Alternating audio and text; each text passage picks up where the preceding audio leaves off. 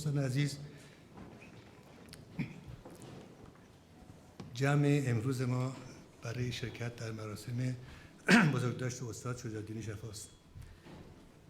این مراسم وزارت فرهنگ فرانسه در این مکان با شکوه ترتیب داده تا از مقام فرهنگی بین‌المللی استاد تجلیل بشه. من از طرف خودم، از طرف تمام فامیل شفا و از طرف تمام ایرانیان آزاده، از آقای وزیر فرهنگ فرانسه جناب فردریک میتران، از طریق وزارت فرهنگ از دولت فرانسه از این بابت تشکر میکنم.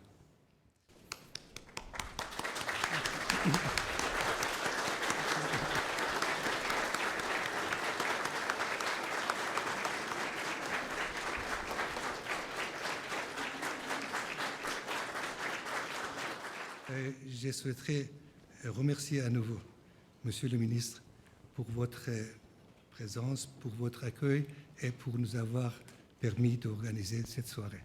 Nous sommes très reconnaissants et je vous parle de la part de tous les Iraniens. Majesté, Altesse, Mesdames et Messieurs les ministres, Excellences, Madame, chère Claudine Chaffa, Monsieur, cher Darius Chaffa, Mesdames et Messieurs, chers amis. Je nourris depuis longtemps, comme tous les Français, une admiration profonde pour ce pays ancestral, pour cette terre pétrie d'histoire et de culture qui n'a cessé de fasciner, en particulier en France, ces grands voyageurs orientalistes, comme Jean Chardin, ces grands philosophes des Lumières, comme Montesquieu et ses immortelles lettres persanes, ou plus récemment de grands esprits tels Louis Massignon.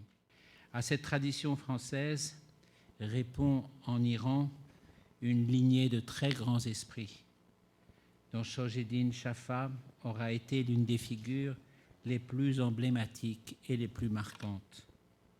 Aussi est-ce pour moi un grand honneur de rendre hommage aujourd'hui, en mon nom personnel, mais aussi au nom de la France, sa seconde patrie de cœur, et en présence de Sa Majesté, de rendre hommage donc à cet immense humaniste de la culture iranienne et universelle, Shojaiddin Chaffa, qui fut tout à la fois un érudit, un écrivain, un homme de lettres, un diplomate, un conseiller du souverain, un grand ministre des Affaires culturelles et l'un des plus fidèles serviteurs de l'État iranien.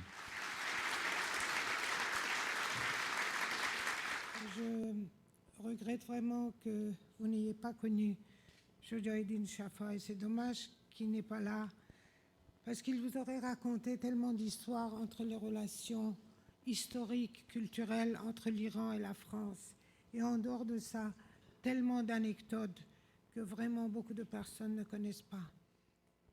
Et Monsieur le ministre, je voudrais demander votre compréhension et aussi celle de beaucoup de Français présents ici, de dire quelques mots en ma langue natale, le persan. امشب همه ما در این مکان جمع شده ایم تا در مراسم بزرگداشت استاد شجاع‌الدین شفا شرکت کنیم. او مردی بزرگ و میهن پرستی بود که با زحمات و نوشته‌هایش ایرانیان و جهانیان را با فرهنگ و تمدن چندین هزار ساله میهنمان آشنا کرد. او از احترام و اعتماد همسر فقیدم و خود من همیشه برخوردار بود. آثار و نوشته‌های گرانقدر شجاع‌الدین شفا یاوری با ارزش برای نسل جوان امروز و فردای ایران است. نسل‌هایی که سرنوشت ایران به دست آنها ترسیم خواهد شد. روانش شاد باد. دوستان و سروران گرامی، متاسفم از آن که به علت بیماری نمیتوانم در مراسم بزرگداشت برادر عزیز از دست رفته‌ام شخصا شرکت کنم. برادر من نشان داد زمانی که عشق و علاقه به میهن عزیزمان ایران در میان باشد، میتوان حتی در سنین بالا دانش و سواد و شجاعت را به کار گرفت و با نیروهای جهل و خرافات به مبارزه پرداخت. امیدوارم راهنمایی ها و تعلیمات این مبارز دلیر از دست رفته کشور عزیز ما را از ورطه هولناکی که در آن فرو رفته است هر چه زودتر نجات دهد. به امید روزهای بهتر. شعار دین شفا. Majesté, Monsieur le Ministre, Madame, Mesdames et Messieurs, بگفتین او شد روزگارش به سر، زمان گذاشته نیاید به بر. یکی دخمه کردند از شیز و عاج، بیاویختن از برگاه تاج. همی بودش از گنج و از رنج بر، بدیدان پس نوش و تریاک زر. اگر بودن این است شادی چراست، شاد از مرگ درویش با شاه راست.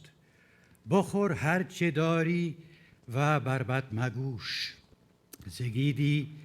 زگیدی به مرد خرددار گوش. Ainsi dit-il, et à la fin, sa chère vie le quitta. Le fruit de tous ses actes ainsi se passa. On fit un sarcophage d'ébène et d'ivoire. On y suspendit son diadème si beau à voir. Il avait bien vécu, avait beaucoup souffert, bu le poison et le miel dans le même verre. S'il faut vivre ainsi, à quoi bon la joie? Devant la mort, le pauvre est l'égal du roi. Mange ce que tu as et ne fais pas de mal. Prête l'oreille au sage, tu seras son égal. آقا دم محمد رضا شاه گرم که چنین وزیر فرهنگی رو میاره میگماره. این زیبا بود برای من و در مورد آقا شفا هم همینطور. به گمان من اگر بقیه دولت مردای روزگار شاهنشاه فقید به صلابت و قدرت شفا بودند و دانایی شفا در رشته کار خودشون، وضع ما حداقل وضع من الان آقای امینی الان بهتر از این بود که هست، نه؟ Monsieur le ministre, je vous remercie de nous avoir accueillis ce soir et je remercie toutes celles et ceux qui nous ont montré des marques de sympathie en cette douloureuse circonstance. Majesté, Altesse, Mesdames, Messieurs. À mon époux bien-aimé, ainsi ce samedi 17 avril 2010, marquait pour toi le bout du chemin, la fin des souffrances terriennes, le terme d'une existence intense où l'engagement pour ton pays occupait la première place, se confondait avec la vie tout court. Assurément, la culture iranienne fut la grande passion de ta vie. Tu n'eus de cesse de la célébrer, de promouvoir son rayonnement, d'aider ses savants et artistes. Tu étais un passeur d'histoire, un homme bon et intègre, fidèle à ses idéaux. Tu étais un humaniste. C'était ta seule richesse, la plus grande des richesses. Tu me manques terriblement. از شما خواهش میکنم که دست بزنید برای این مرد بزرگ تاریخ ایران. اولی حضرت بالعزت، خانم ها و آقایون، بسیاری از شماها شاید به خاطر نمیارید چون سنتون کمه، ولی بسیاری دیگر هستن که به خاطر میارن که 31 سال پیش، یک کمی هم بیشتر، ناگهان در مملکت ما اتفاقی افتاد که ملت دچار بیماری خودکشی دست جمعی شد. آدم‌های معقول، آدم‌هایی که تا دیروز حتی از کشته شدن یک گنجشک ناراحت می‌شدند، شب‌ها چشم به ماه می‌دوختند و روزها در قرآن دنبال تار مو میگشتند.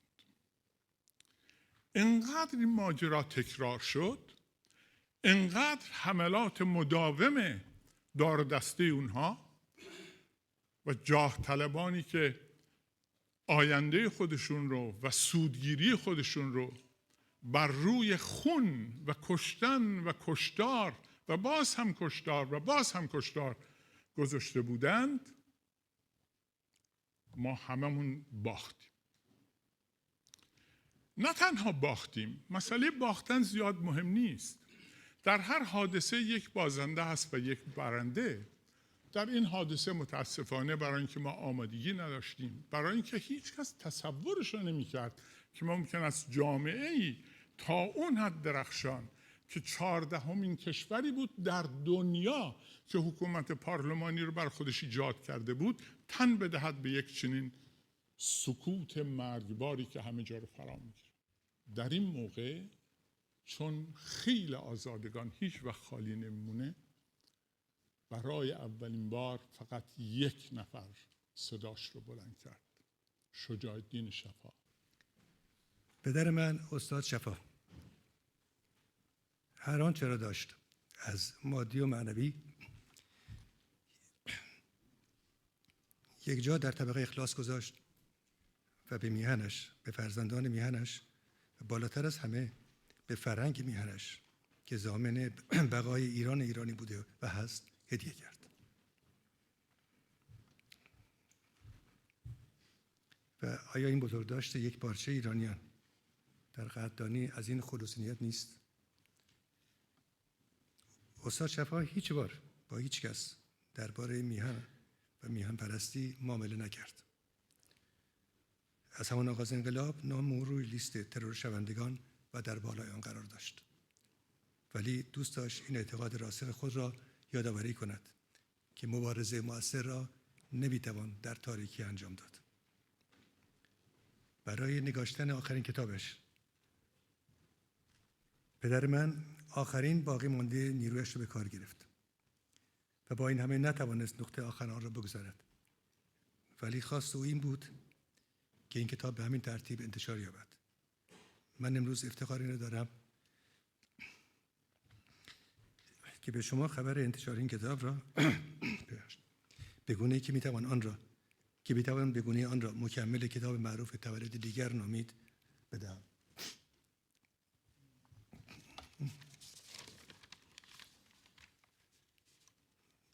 سخن او درباره دلیل نگارش این کتاب این بود که برای نجات ایران و ایرانیان فقط یک راه است: روشنگری و باز هم روشنگری.